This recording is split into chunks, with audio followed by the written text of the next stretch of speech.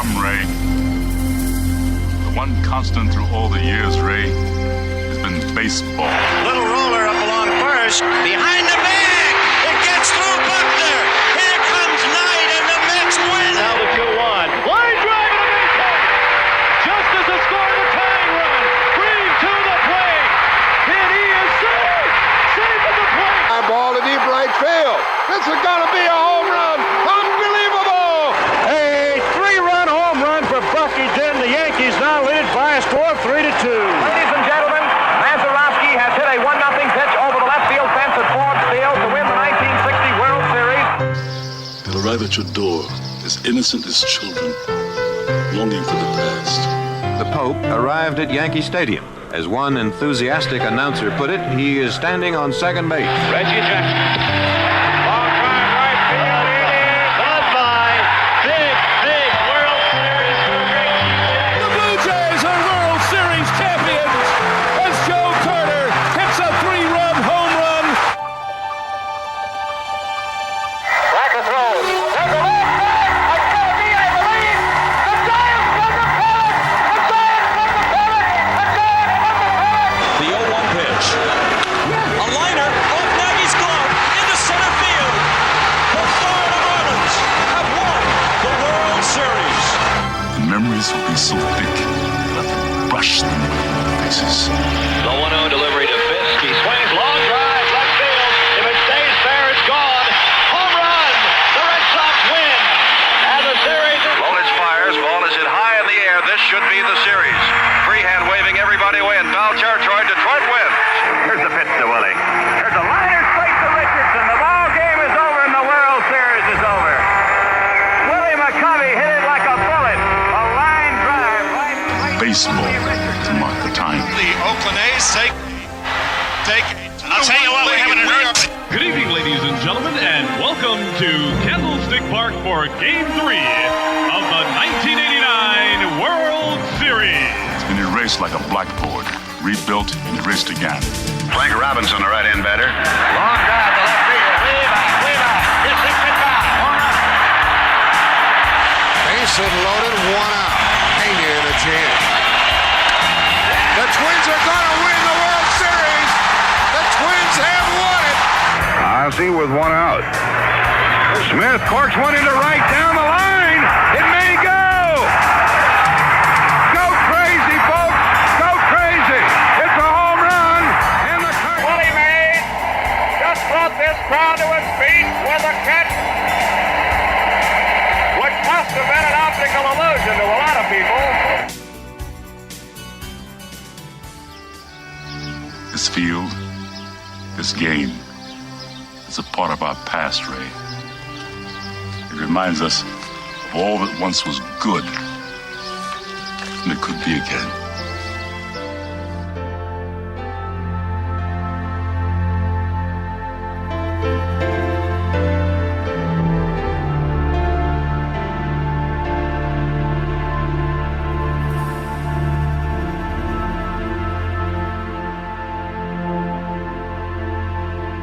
Broadcasted live.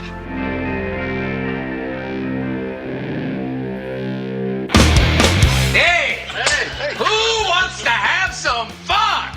There are balls coming from all over the place. Left field, center field, right field. See, this is the kind of thing, quite honestly, right now, that makes you want to see the Chicago Cubs team lose. Now, you just saying you want to have fun, or do you really want to have fun? It'll be fun. Will the next person that sees anybody throw anything onto this field, point them out, or get them out of here? You don't live in Cleveland. You live in Cincinnati. You talking to me? You talking to me?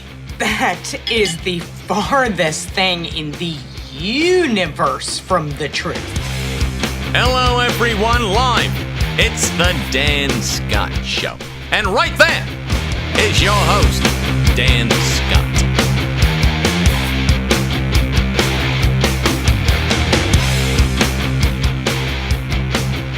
Well, good morning, everybody, and happy 2020. I am your host, Dan Scott. Good to be with you in the first show of the new year. We made it through all of the holidays and have arrived at what they have taken to calling Blue Monday, which supposedly the first Monday in January is the saddest day of the year, with all the holidays coming to an end and going back to work and all of that stuff. I guess that's what brings that about. I have long thought of January itself as being the month that I kind of like the least, and it's got to do with the holidays being over, Christmas being over, and you've gone for a month with Christmas decorations and Christmas lights everywhere you go, driving down the road and seeing the celebration, Christmas music on the radio, some starting prior to even Thanksgiving, and you've got all of this, even in the over-commercialization of the Christmas holiday, you still have, at least I do, something of the childlike wonder that is the spirit of Christmas and the birth of our Savior and everything that goes along with that. And then the week between Christmas and New Year, where you're many of us anyway able to relax and spend some time at home with the family. And then come New Year's Eve and New Year's Day, you get that celebration. And then the air goes out of the proverbial balloon. The lights come down, and it's when you really first notice how empty the trees are. Because, again, for over a month, you have lights that are up and distracting you everywhere you go. It's this month which you really notice how empty the trees are, how dead all the foliage is, how just depressing it can be when it's cold, and if it happens, except that my job takes me to places and puts me in positions where I get to see some things that kind of snap you out of those doldrums. I get to call college basketball at the Division I level. And then the best thing, when January rolls around, that means two things happen. The countdown for pitchers and catchers reporting begins in earnest, which now I think is like 36 days away from spring training beginning in Major League Baseball. And then, of course, the college baseball season countdown clock really starts to wind up. Opening day, February the 14th, will be here. So that's what I do. I cling to what's coming to get me through the doldrums of January. I don't know how you do it, but that's what I do. The small bits of energy that I get with the games that I get to broadcast, and then what's coming in February gets me through the month that I probably like the least, if I'm being honest. Anyway, we're here, and we might as well make the best of it, right? So let's do that, and let's have some fun today. We're going to be talking about a big week for Furman basketball, beginning with the win over ETSU on Saturday, and then looking ahead to the road trip to Chattanooga Wednesday, and then the second weekend at the Well game this coming Saturday against UNCG. And, boy, we're going to take a look at the SoCon standings in a moment and see how things are starting to shake out very, very early on in the league, but already some intriguing patterns beginning to develop in the Southern Conference. We're going to talk about that. We're also going to hear an interview that I did at halftime of Saturday's Furman ETSU game with the new commissioner of the Southern Conference, Jim Schaus, and I asked him his priorities moving forward to help this conference gain a better national stature, and what his two or three main priorities are right now. We packed a lot into about a 4-minute interview that you're going to hear. And then coming up at the end of the program, of course, Furman lost a legend. The National Football League lost a legend just a handful of days ago. Yesterday would have been Sam Wyche's 75th birthday. He died 3 days shy of that birthday from complications from skin cancer, melanoma. Our remembrances of Sam Wyche will be coming up in the second half of the program as well. So let's step out, take a break. We'll come back. We're going to hyper-focus in on Furman basketball when we return, and we'll get started after this. The show, as always, brought to you by our friends at Carolina Creative. Not just simple, but simply brilliant, and here's more about them as we step out for commercial. Hey, everybody, Dan Scott here, and I want to tell you about my technology partner, Carolina Creative Group. When my show needed a creative technology boost, I turned to Carolina Creative Group.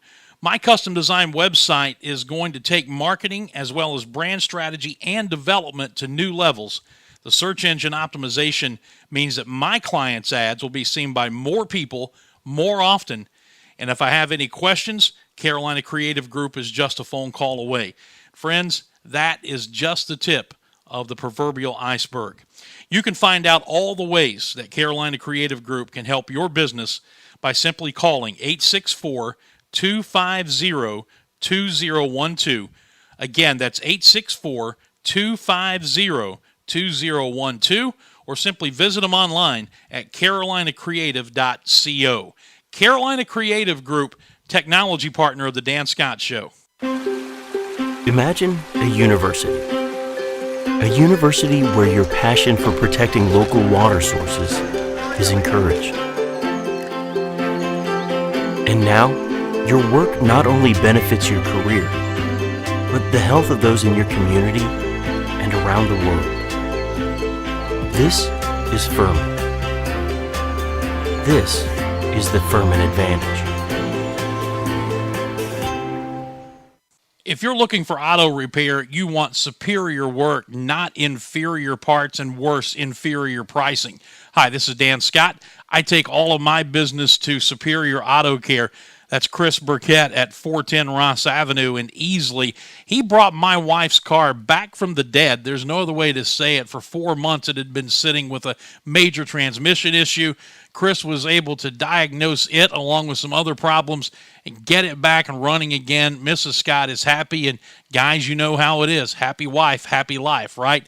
Well, he can do it all for you, from the simple things like oil changes, brake service, air conditioning service, tires, to major engine and transmission work, even electrical work. Works on domestic cars as well as foreign cars. Again, they're located at 410 Ross Avenue. That's Superior Auto Care.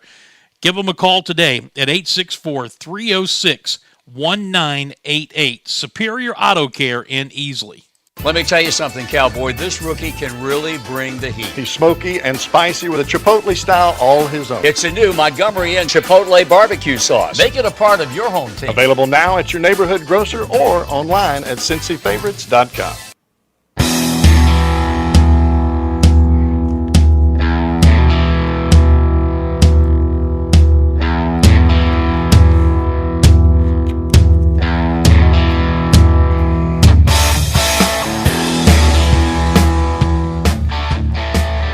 Hi, welcome back to the program as we continue here on this Monday, the 6th day of January. I think I may have put the 5th on my header, but so be it. Whatever it is, we're here. Whatever day I said it is, we know what day it really is, and we're here regardless. Just saw a little bit of breaking news out of the NFL for those of you who care. The Dallas Cowboys apparently, after finally parting ways with Jason Garrett as head coach, have agreed to terms with Mike McCarthy, the former Green Bay head coach, and he's expected to be introduced at a press conference later this week. That actually just came up during that break. Jay Glazer was the first one on it that I saw. So little NFL news and notes for you there as we have completed the wild card weekend and have the divisional round of the playoffs coming up. College basketball, the Furman Paladins continue to roll. They beat the ETSU Bucks 65-56 in just a street fight of a basketball game at Timmons Arena on Saturday afternoon. A game in which Furman fell behind by as many as 6. Led by 7 at one point. Matter of fact, led by 7 at the half. Extended that lead up to as many as 15 in the second half.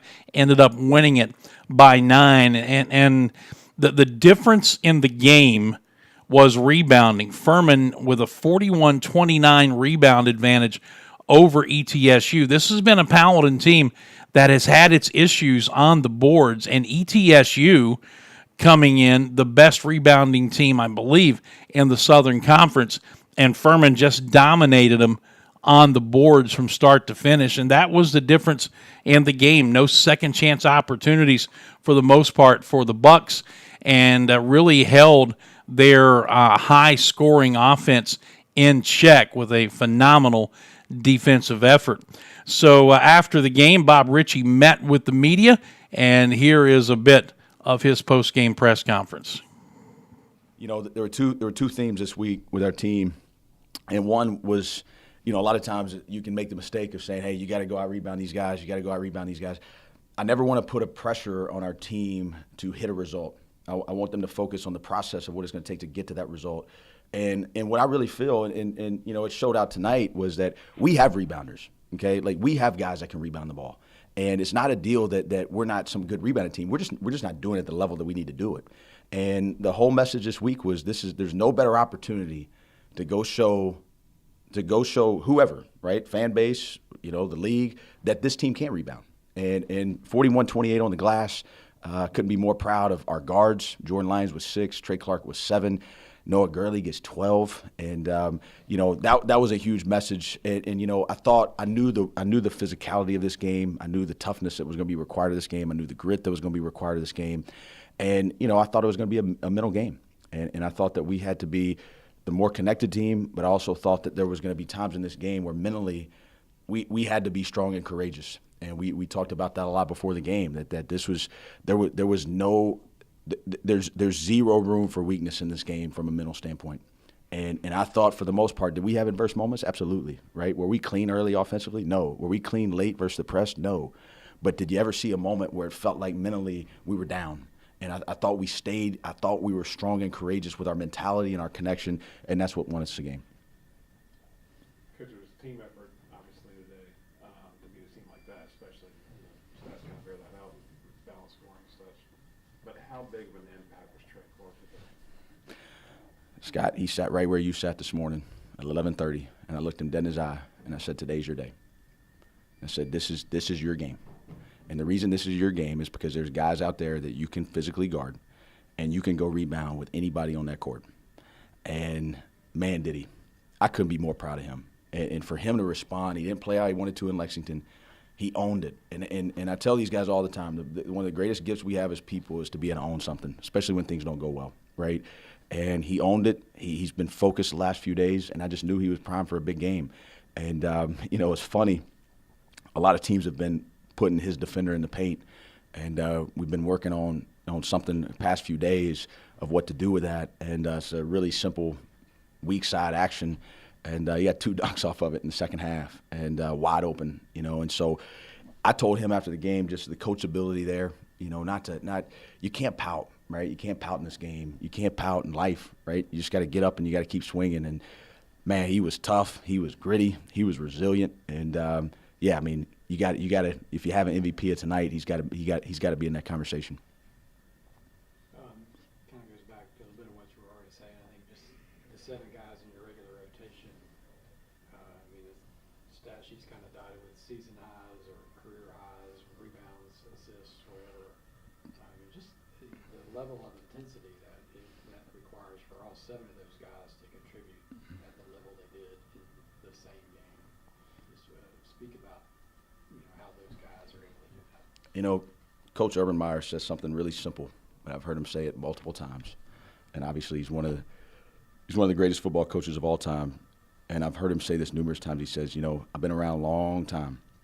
The hardest playing team always wins, and that's usually the case, right? When you lose, you know, unless you're playing a team that's just superior to you in talent, this game can get about scheme a lot, and we like to talk about scheme because scheme's very important. But there's a level of intensity in this game that's just required if you want to be a championship caliber ball club. And, you know, it's what we talked about, right? Like you can't resist that. You can't fight that. You just got to embrace that, right? You've got to go out there. There's a certain level of grit and toughness that it's going to take to compete in this game. And we knew we were giving up some size. We knew we were giving up some strength. We knew we were giving up some age. We knew we were giving up some experience. we couldn't give up grit, right? And we couldn't give up toughness. And, for everybody, right? If one guy in a game of basketball goes down or doesn't play with the mentality he needs to, we had one out there tonight that had a tough start. But I tell you what, and it was Mike. Mike had a tough start, and I almost pulled him when he got that turnover. And I left him, and he made a huge play. In the second half, he made some huge plays, and he responded correctly. And listen, this is a mental game. I mean, it is a mental game, and especially when you get in these wars like that, you got to be able to respond. And our group just keeps growing up. I've said it since you guys have been in here all year, right? Like, this team still has room to grow. And the great thing about it is we're getting into January, and we can see where we're improving, right? How about Jalen Slauson tonight? Okay. Obviously, a double-double at VMI the other night, his first of his career. But the energy, he goes 2 for 5 from 3, right? And if he can continue to shoot like that, how that's going to stretch the defense out. But really just the physicality and the toughness and the edge that he played with, couldn't be more proud of him.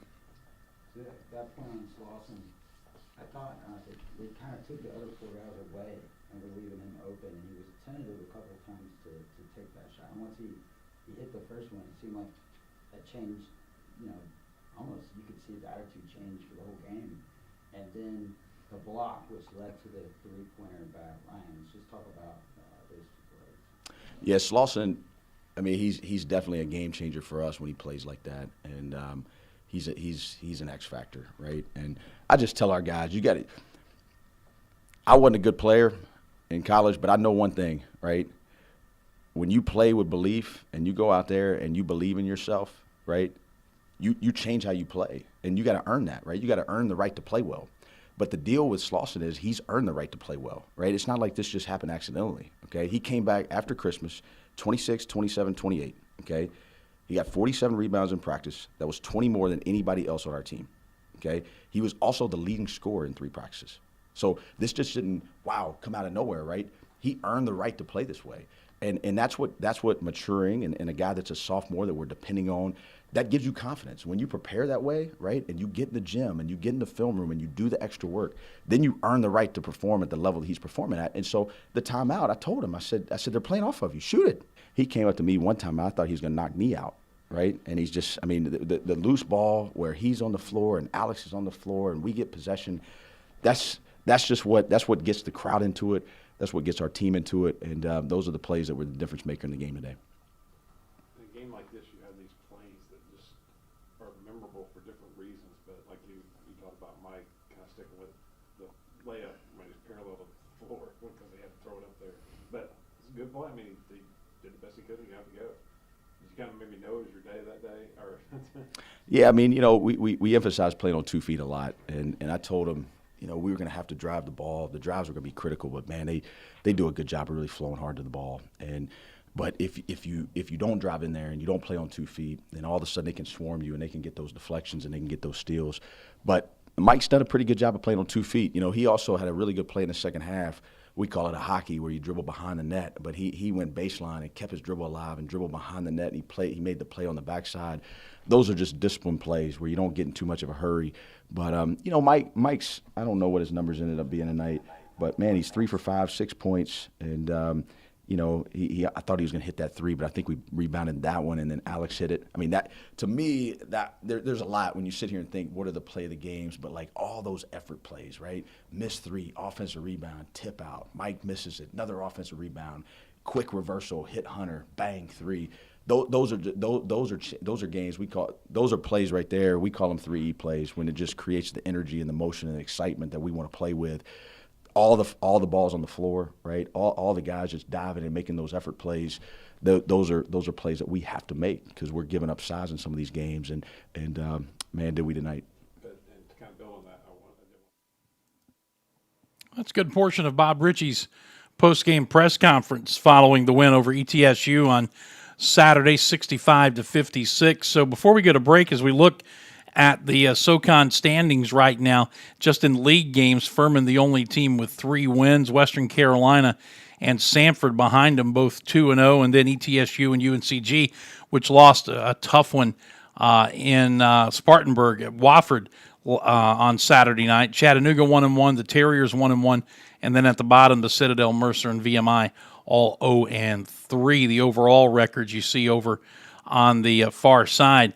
Furman and ETSU are both now 13-3 overall. Western Carolina, do not sleep on Mark Prosser and this Catamount basketball team. They could end up being a big surprise in this league. They're already a big surprise from their non-conference record compared to previous years, basically because of who they normally play and what they're asked to do as far as money games financially to help the athletic department. So that for them to be 10-3 overall right now and 2-0 in the league, it's a great start for a good young basketball coach there. And then, of course, you got UNCG at 12-4, Chattanooga already with 10 wins, and Wofford now 9-6 after its win. So early on, to be sure, but it looks like the Southern Conference is stacking up to be a fun race again this year. And maybe instead of just being top-heavy with 4 teams, it may be 5 or 6 teams that are going to be in a position to make some noise. We'll find out. And if that happens, that can only do good things for this league postseason-wise. When we come back, we'll talk a little bit about that with new SoCon Commissioner Jim Schaus. He joined us at halftime of the Furman ETSU game on Saturday at Timmons Arena, and we'll revisit that conversation in just a moment. This is the Dan Scott Show, and we'll be back right after this. Dan Scott here for Todaro Pizza. Some of you may remember my old radio show in Clemson. Todaro Pizza was a sponsor of mine from the earliest days of the show. And if you know anything about me when it comes to advertising restaurants, if I don't like the food, I ain't going to tell you to go there. I love Todaro Pizza, and now Clemson's Best Pizza has finally come to Greenville. Yes, the new Todaro location is located at 116 North Markley Street, right down the block from Fluor Field. Classic, specialty and stuffed pizzas, calzones, wings, and so much more. The No Limit Lunch Buffet is available 7. It's open late, making it a convenient stop before or after the drive games. Find them on Facebook or online at TodaroPizza.com. Todaro Pizza, 864-603-3500. For a child battling a critical illness, a wish come true can be a turning point. One song, one dance, one mime. Dan Scott here for the Atlanta Bread Company. What do I like about Atlanta Bread? Well, too much to mention in a short commercial, but here are a few things. Bread baked daily fresh on site, a tremendous selection of soup, sandwiches, and salads, seasonal special additions to the menu, delicious hot coffee, and a bevy of other drink options. And yeah, can't forget about the baked sweet goodies. Dine in or carry out, and when you have the Atlanta Bread Company app, you can order and pay online, then breeze past the lines to the pickup counter to get your food. Experience it for yourself. That's the Atlanta Bread Company, Cherrydale Point in Greenville. If you're looking for a unique dining experience in the Clemson area, let me suggest Four Paws American Pub, where they have specials like Carolina popcorn and freshly battered fried okra, which is the hottest selling appetizer and side item in the upstate, or the Bulldozer, the signature burger featuring a fried green tomato, Four Paws pimento cheese and bacon with a smoky house aioli. Or you can enjoy terrific food at Four Paws American Pub in Clemson. You can enjoy local recipes while watching games on the TVs or relaxing with your pup on the dog-friendly patio. Come to Four Paws, located on Highway 93 in front of the Courtyard Marriott, or call 654-5151 to order for carry-out and tailgating. You need to make tracks to Four Paws American Pub.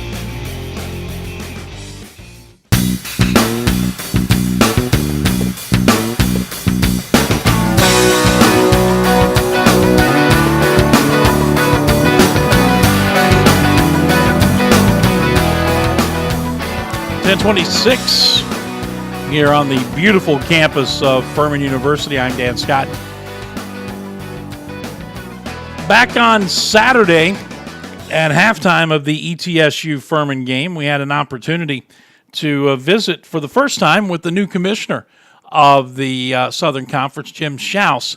And as you'll hear, a little bit of a connection between the two of us, because when I first saw who they hired, that name jumped out at me, and we talked about that at the beginning of the interview, but then zeroed in on the Southern Conference, And here's what he had to say about his vision for the future of this league. This is our interview with Jim Schaus. Halftime at Timmons Arena, and boy, what a great first half we saw. Furman once trailing by 6, now a 35-28 lead on ETSU, battle of the top two teams in the Southern Conference. I'm Dan Scott, and we're pleased to be welcomed by the new commissioner of the Southern Conference, Jim Schaus. I guess we can still call you new. You've been through a football season, but it's good to have you with us. Yeah, thank you so much. Yeah, just 6 months, but it's been incredible. You and I were talking prior to the game, and that name jumped out at me because I'm a West Virginia guy. Yeah, my father, Fred Schaus, coached 6 seasons in the Southern Conference back in West Virginia, was in the SoCon in the late 50s. Had a guy named Jerry West, wasn't too bad of a player for him. And they won six times. They went to the NCAA tournament, and 59 went to the championship game and did not win. But, so very proud of my father, and certainly a connection with the SoCon from the beginning of my life. Well, let's talk about where the SoCon is setting right now. A year ago, when the season was done, the Southern Conference became the first conference to finish as high as it did in the RPI and not get multiple teams into the NCAA basketball tournament once the field had expanded to 64 teams and now 68. What do we do to raise the profile of this conference? I think there's several things strategically. I think scheduling is a very important component. A mid-major program does not get the same opportunities that a high-major program gets in terms of their conference schedule. We've got to find a way to strategically right-size schedule our conference. We're working on a program right now where, especially with our top-tier teams, we're trying to find ways for them to schedule up and find ways to get those tough games, and hopefully home and homes, but if not, getting into MT tournaments and making sure that you have that properly. So I think scheduling is a very, very important component all the way through. Even your middle and lower parts of your conference, you want your lower teams to win, and your middle level programs to have a balanced schedule. So we need to find opportunities to get more of the ETSU type wins over an LSU, or a UNCG win over Georgetown, etc. Also, I think our broadcast contract, we're a year away from that. I want to see us continue to build and grow what we do on a national and also on a regional basis on television. So, obviously investment level from the schools are important, whether it's facilities or investment in the programs, but I think there's a lot. And, last year, if Wofford did not win the tournament, then there would have been 2 teams in the tournament, and UNCG was the last team left out. So in theory, you could have had almost 3. We'd had just 1. Wofford did win, but we need to upgrade what we do in scheduling and doing a lot of other things to build that program. I know that in your first 6 months here, you have been touring every campus inside this conference. What have you seen, and as you start to put together your, I don't know if hit list is the right word, but your list of things you want to see accomplished, what would maybe the top 3 be? It's been great.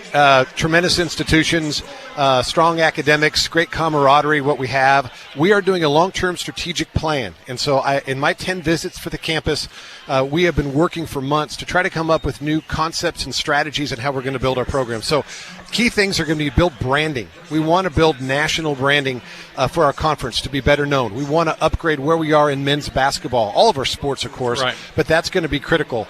So those are things. I think from a revenue standpoint, we want to generate additional revenue for our programs. That's going to be critically important as well. And then what we do academically. The SoCon Academic Exchange does a lot of programs to really talk about our academic excellence. So we want to continue to see that build and grow. Well, a lot of work to do, but it seems like you're having a good time getting it done. I have the best job in America, that's for sure. Thank you, Commissioner. Yeah, thank you very much. That is Jim Schaus. This is Furman and ETSU with the Paladins leading it. The Paladins were leading it at halftime, and they ended up winning the game, and that was a very brief interview with Jim Schaus, but packed a lot in there. Priority scheduling with the top-tier teams for basketball. It's going to be interesting to see how that plays out, and then to see what the long-term strategic plan ends up looking like for the Southern Conference. The best way, and I think he and I agree on this, he talks about scheduling up, the best way for the conference to get the recognition it feels like it deserves is to win more of those play-up games. And we've had a couple of wins this year. Furman almost pulled off the win at Auburn, losing in overtime. Of course, the Paladins last year got 2 of them with wins over Loyola and, of course, over the defending national champions Villanova. So for more teams in the league on a yearly basis to win games like that is going to raise the profile of the league. That's the quickest and easiest way to get it done, but it's also in the other side of the coin, it's the most difficult because of the teams you're asking them to go play. But that's what you do when you're at this level. Our thanks to Jim Schaus, and be the first of what I'm sure will be several conversations moving forward. All right, we'll take a break. We'll come back, and we'll close out the program with some thoughts about our dear departed friend Sam Wyche. We'll do that on the other side as the Dan Scott Show gets ready to wrap it up for a Monday in just a moment. Hey everybody, Dan Scott. I've been telling you for some time now that I switched to protection of my home and family to Security Complete. I can tell you that I've been ecstatic with the results. Locally owned with more than 40 years experience in the industry, Security Complete uses nothing but the latest technology, which equals low overhead, which equals greater savings to the customer. Fully automated systems with monitoring rates much lower than the competition. Security Complete gives you all this and does not require a contract of any length. Find out more by calling 864-546-0630 or find them on Facebook and Twitter. Security Complete, my first line of defense. Make them yours today. We're all trying to find our way, forge a path, blaze a trail. The work is hard and the work is personal, but you can't do it alone. At Furman, we're committed to giving you an advantage, the Furman Advantage. We know that graduates who are emotionally supported and who have deep learning experiences in college are 3 times as likely to be engaged at work and thriving in life. At Furman, all students are guaranteed 4 years of rigorous classroom education integrated with high-impact research, internships, study away, and a community of support every step of the way. This is the Furman Advantage. Will the next person that sees Is your roof leaking or damaged? Do your gutters need repaired? You can Google roofing companies until your computer overheats, or you can simply call the best, Bracken Roofing and Gutter.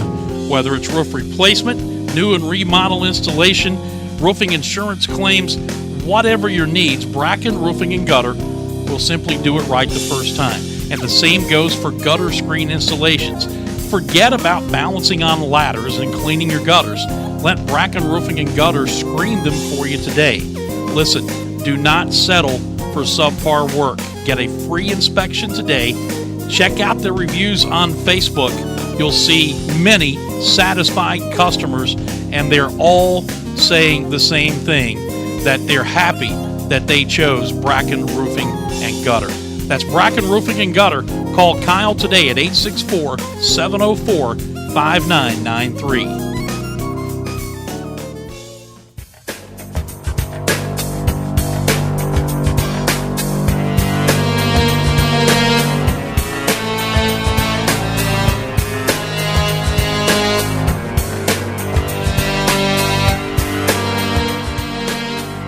Welcome back as we get set to wrap up the program here on this Monday. Coming up on Wednesday, a couple of interviews. Dave Glenn, ACCSports.com, will be with us at about 10:25. And then Billy Davis, the former Clemson standout, played on the 81 National Championship team, retired Secret Service agent. He'll be with us about 10:45. He always has a unique view on the world of sports and life and everything else. Talk about guys who had a unique view on life. That would be one way to describe Sam Wyche, who passed away 4 days ago. Yesterday would have been his 75th birthday, and for a guy who overcame so much physically in his life, especially later in his life, including the miracle of the heart transplant in 2016, he finally succumbed to melanoma, skin cancer that got him, and he passed away at age 74. Obviously, our condolences to his wife Jane and their kids. Just looking back on the time that I can say I was privileged to spend with him, it's something that I will always cherish, and I'll talk more about that in just a moment. But I think everybody knows one of the things, maybe the thing that Sam is most known for publicly, which is in one way funny and another way it's a shame, which we'll talk about. But in case you have no clue what I'm talking about, here it is. Will the next person that sees anybody throw anything onto this field, point them out, or get them out of here? You don't live in Cleveland, you live in Cincinnati. He once accused me of being the person in America that would not let that die. Of course, he was just joking because that has become synonymous with who Sam Wyche is. And in fact, they even used it here at Furman in the last 2 or 3 seasons to set up a PSA that Sam did that played on the video board here at football games, which was pretty good. I relayed during the basketball game a little-known story about the aftermath of that, but, why not let Sam tell it? Rich Eisen of The Rich Eisen Show brought back a clip from a couple of years ago in which he had Sam Wyche on, and Sam talked about how that moment came about and then what happened in the aftermath. And as usual, it ended up with him doing something to help others. Here's that clip from the Rich Eisen Show. Talk to me about that day in Cincinnati where the snowballs are coming down, right? and your famous moment where you get to the microphone and you tell everybody you don't live in Cleveland, you live in Cincinnati. Walk me through what happened. There had been an incident in Denver the week before. Commissioner sends out a memo. Don't let this get started around the league, throwing snowballs. The incident in Denver, actually, they had to replay the down because it was a field goal attempt, hit right in front of the hold. The next week, I think Jerry Seaman was the official on the sideline, and the officials were having a rough day. in the opinion of our fans, we were at home.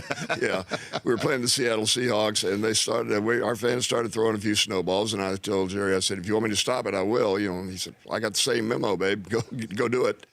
And I went over and Tom gave me this. So was your idea saying, "Give me a microphone"?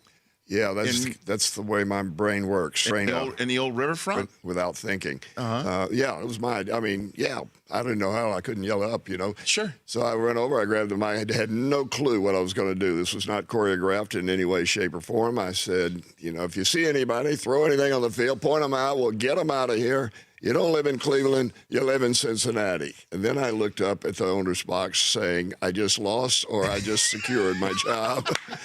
And Paul Brown was knee-slapping, laughing just like you are right now. And I knew I was okay. But later, though, Bernie Kosar, quarterback for the Cleveland Browns at that time, his dad, and Big Dog, in the dog pound. Yeah. They helped me get together for the Salvation Army in Cleveland. We raised $11,000 to kind of mend the fence in a dunking booth. And I can promise you right now, after Bernie hit me and knocked me in the booth in March in Cleveland, shrinkage is a real reality for all of us. I'm telling you, it was cold. But I started it off. We had these dog bones. We'd beaten them a couple of times that year, which was usual. And I said, "You without a win cast the first bone." Well, they didn't read the Bible a lot up there because nobody laughed. They got in line, and they $5 a throw. Bernie picked up a football the next time, nailed it the first one. I was in the water. The Rich Eisen Show, weekdays at noon Eastern on Audio. So who better than Sam Wyche than to tell the Sam Wyche story?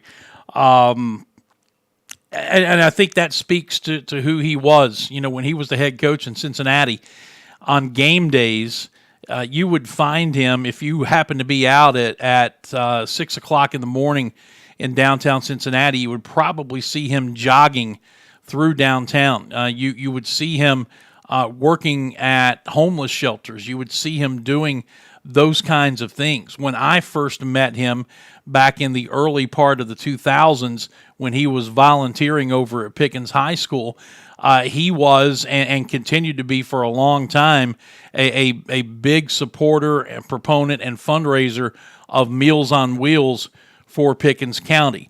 His legacy, I think, more than anything else, should be his selfless giving of himself and his time and his talents to help other people. And oftentimes doing it most of the time doing it when there were no cameras around and no adulation to be bestowed upon him. He was not that kind of a guy. He did not want attention for doing what he thought was the right thing.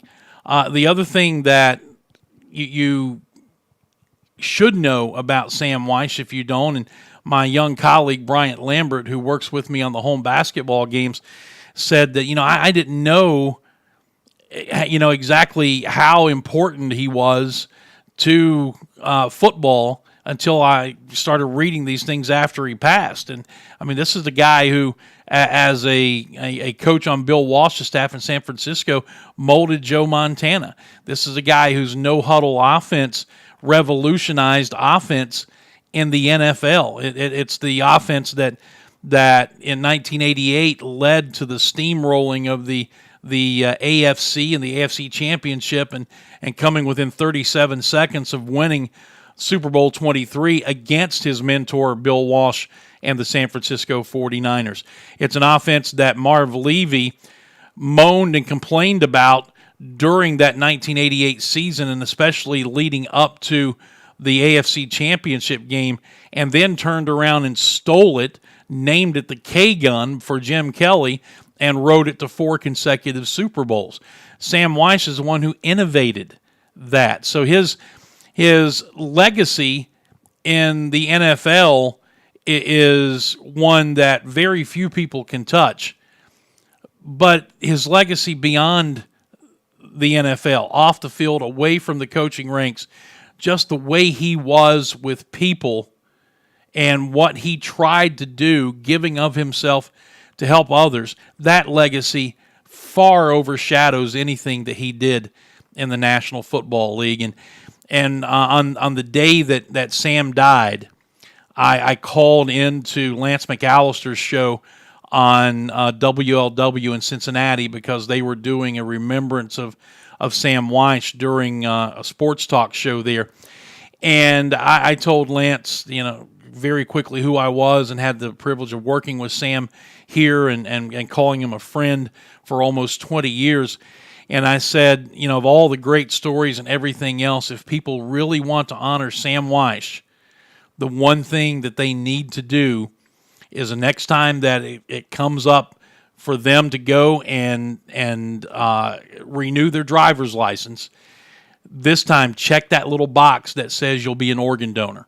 Because after Sam's life was miraculously saved at the last possible moment by that heart transplant back in 2016, he became a passionate advocate, as you might imagine, for organ donorship. So if you want to honor the memory of Sam Wyche, then do what I did a number of years ago, what my wife did, what many people have done because of him, and that is get that little red heart on your license.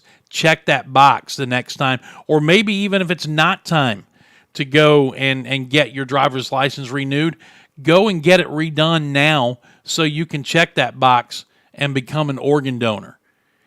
It's the one thing you can do, I think, above and beyond anything else that would honor the legacy of Sam Wyche, because his life was saved and we got, thankfully, 3 extra years with him because of that heart transplant.